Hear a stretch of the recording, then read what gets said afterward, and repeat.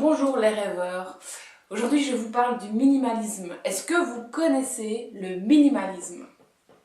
Alors l'idée n'est pas ici aujourd'hui de vous faire une description tout à fait théorique, mais bien de vous partager ce que moi j'en pense et ce que je trouve génial là-dedans et ce que peut-être je trouve un petit peu moins génial quand il s'agit d'extrêmes. Donc le minimalisme, l'idée de ce mouvement, c'est less is more, c'est simplifier sa vie, c'est l'enrichir. C'est-à-dire que il y a des gens qui se posent la question aujourd'hui, et c'est vrai que c'est dans l'air du temps, de savoir, tiens, et s'il était temps maintenant d'arrêter d'être dans l'avoir et d'être dans l'être, d'être vraiment plus dans ce qui est humain et dans le fait d'être dans la vie, d'être avec les autres, d'être chez soi, et bien sûr d'être bien là-dedans, plus que focus sur ouais ok je me suis acheté la dernière télé à la mode, dans mon smartphone il m'a coûté 1000 euros mais il est génial. Et donc le minimalisme, bien sûr il concerne plusieurs sphères de votre vie, il ne parle pas que de l'habitation, mais c'est évident que moi je vais vous parler principalement de ce que je trouve super positif dans ce que vous pouvez appliquer chez vous. Il y a un super bouquin à ce sujet qui s'appelle L'art de la simplicité qui a été écrit par Dominique Laureau, que je vous conseille fortement si vous aimez lire et que le sujet vous intéresse. C'est vraiment une très très belle inspiration, c'est un bel état d'esprit. Alors en ce qui concerne l'habitation, alors bien sûr le parallèle que je fais avec le bien-être chez soi, il est clairement dans le sujet, c'est-à-dire que plus vous allez désencombrer, je tourne un peu en boucle, hein, mais cette idée et cette notion est vraiment très très importante. Plus vous allez désencombrer, plus vous allez sélectionner ce que vous gardez, plus vous allez mettre en valeur ce que vous avez, plus vous allez enrichir votre vie. Pourquoi? Parce que de 1, vous allez avoir un portefeuille vachement plus content parce que vous allez acheter de manière moins compulsive. À partir du moment où vous donnez du sens à ce que vous détenez, à partir du moment où vous avez conscience de ce que vous avez, parce que ça c'est hyper important. On pense qu'on sait ce qu'on a, mais tant qu'on n'a pas fait un tri dans sa maison entière, on n'en a aucune idée. Donc une fois que vous aurez fait ça, que vous savez ce que vous avez, c'est inévitable qu'au moment où vous allez acheter, vous allez réfléchir à 2 fois. C'est pas que vous allez devoir faire l'effort de réfléchir, ça vous viendra naturellement, faites-moi confiance. Ce qui est super aussi avec cette idée, c'est que vous allez devoir être plus créatif. Par devoir, je n'entends pas du tout le côté négatif, vous me connaissez.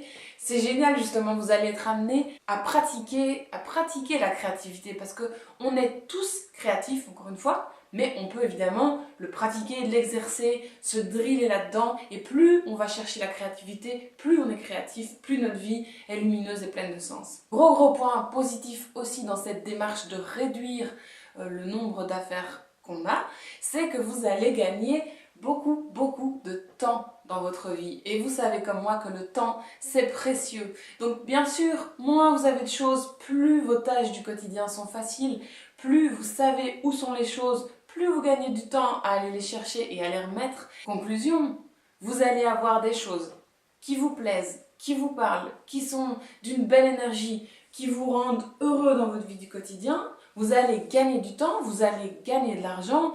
Mais que demande le peuple? Alors, là où moi j'ajouterais une nuance, c'est que si vous appliquez les règles du minimalisme vraiment dans leur définition la plus pure, vous risquez de...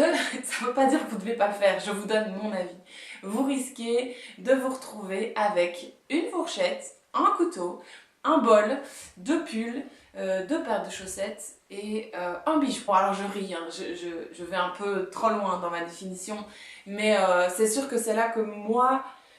je me sens pas encore tout à fait ok avec cette idée et que donc, bien sûr, il y a des étapes du minimalisme où certaines idées, certaines approches avec lesquelles j'adhère complètement et qui m'ont vraiment ouvert les yeux dans ma vie du quotidien, qui m'ont permis de trier, de désencombrer et vraiment de garder ce qui me tient à cœur autour de moi. Et en même temps, il y a encore des petites choses qui pour moi sont trop extrêmes, encore une fois, et je vous ai toujours dit ça et je vais vous le redire aujourd'hui, pour moi l'essentiel, c'est que vous vous écoutiez vous, c'est que vous sentiez où c'est juste pour vous, où ça va trop loin, où est-ce que vous trouvez votre équilibre là-dedans.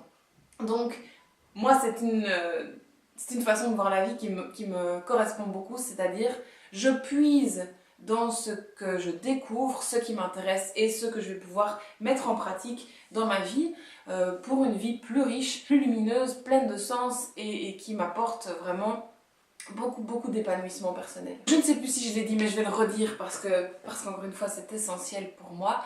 Bien sûr que dans toute cette démarche, vous êtes en train à chaque seconde de faire un travail dans votre tête aussi et dans votre cœur. Donc c'est vraiment ça qui est génial, c'est que moins vous allez avoir, plus vous allez être dans la gratitude de ce que vous avez, plus vous allez être en conscience de ce que vous avez, de ce qui vous entoure, plus vous allez sélectionner tout ça, plus vous allez être aligné avec vous-même, plus vous allez être en cohérence avec vos valeurs, avec ce qui vous habite, avec ce qui vous anime et avec vos convictions profondes.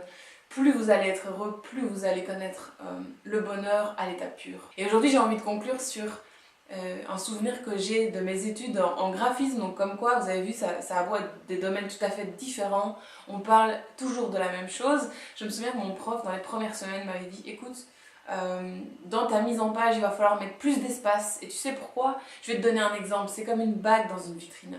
Vous allez dans une bijouterie et vous avez 150 bagues dans la même vitrine. Vous n'allez rien voir et tout voir en même temps, il n'y a rien qui attire votre œil, c'est compliqué. Vous allez dans une autre bijouterie où il y a une bague dans une vitrine, vous allez la trouver magnifique, vous allez lui donner beaucoup de valeur. Pourquoi? Parce qu'elle n'est pas compressée par le reste, parce qu'elle ne devient pas une parmi les autres, parce qu'elle est elle tout simplement. Donc n'oubliez pas, vous êtes une bague dans la vitrine et faites-en de même avec tout ce qui vous entoure. Je vous souhaite à tous une très belle journée, un très bon week-end. On se retrouve demain pour une prochaine vidéo. Ciao, ciao!